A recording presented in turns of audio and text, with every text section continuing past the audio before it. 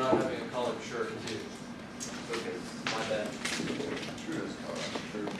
Well, I feel like making colors. Collars or collar.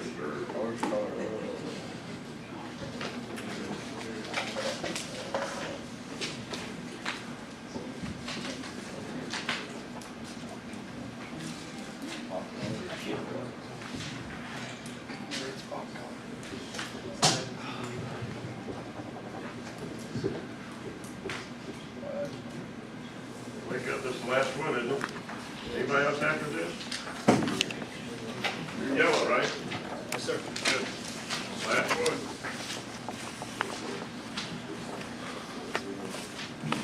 Go to sleep now.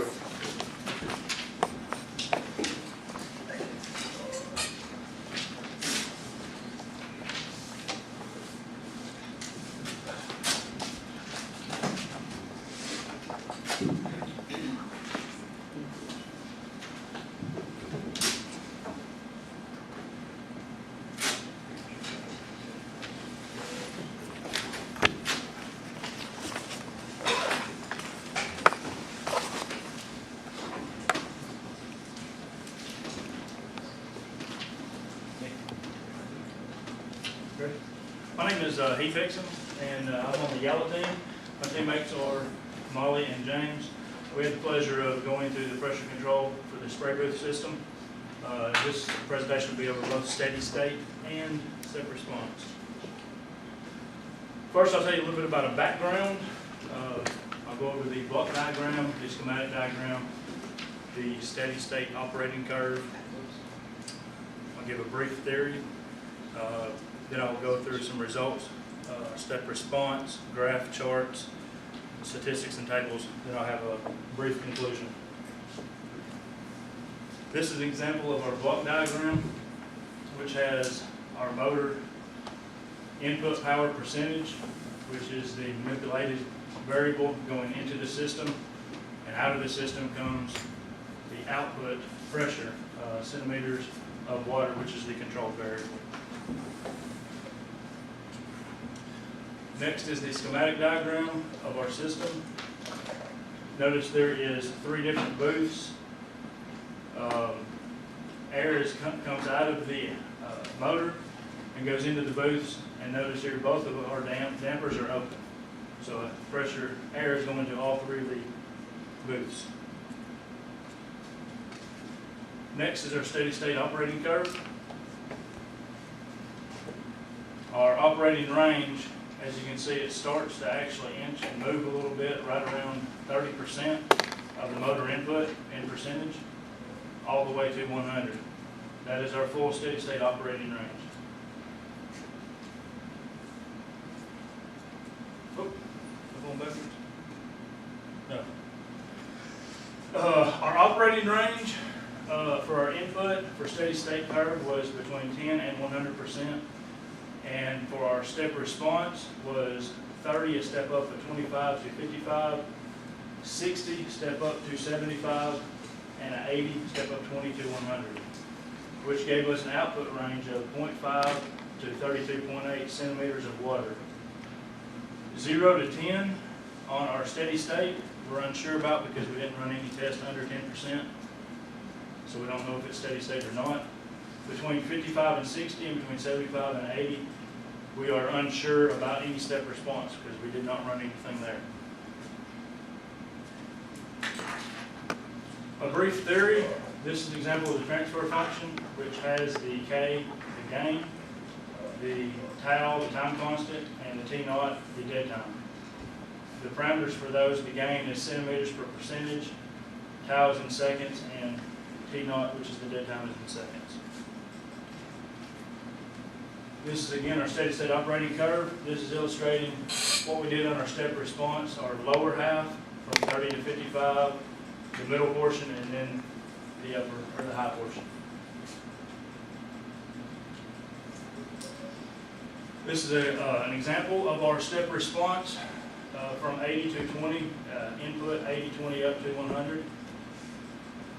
This dark blue line is the motor input power percentage going up, and this other line here, the lighter blue line, is is the output pressure as it steps up. This is the same thing, just a step down. Calculating the dead time, taking that exact same curve,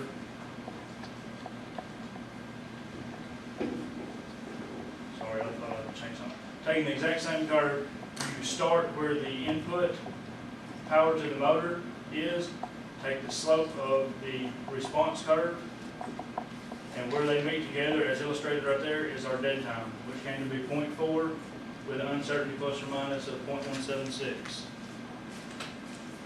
The time constant, virtually the same thing. You're starting where that slope of the response line is, but this time you're going from, I realize these lines are a little off, I think when I transferred them over from Excel into PowerPoint, they changed a little bit.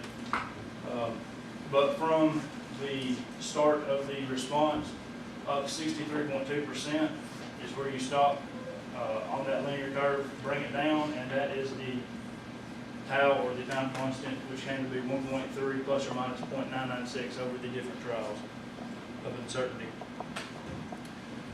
The gain is done similar with the same curve. You're taking the response curve, the delta C, which is 16 centimeters of water, versus the input step, which is 20, and that is in percent. So DC or delta C over delta M is 0.8. I forgot to put the units there, but it is centimeters of water over percent. Right there. This is our dead time brought together. Our 3 trials for up, our 3 trials for down. For the low portion, the same thing for middle and high.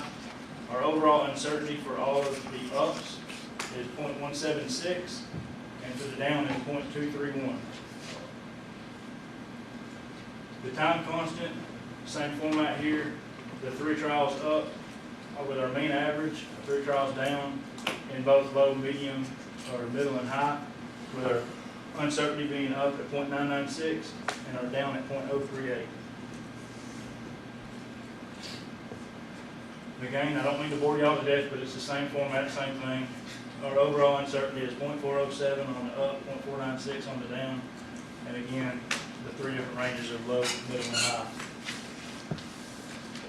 In summary, our steady state operating curve was between 10 and 100%. Our response curve, or our step response that we did, was between 30 and 55, 60 and 75, 80 and 100. Our dead time going up was, the average was 0.4 at 0.176 uncertainty in seconds. Our dead time going down was 0.433 plus or minus 0.231 uncertainty in seconds.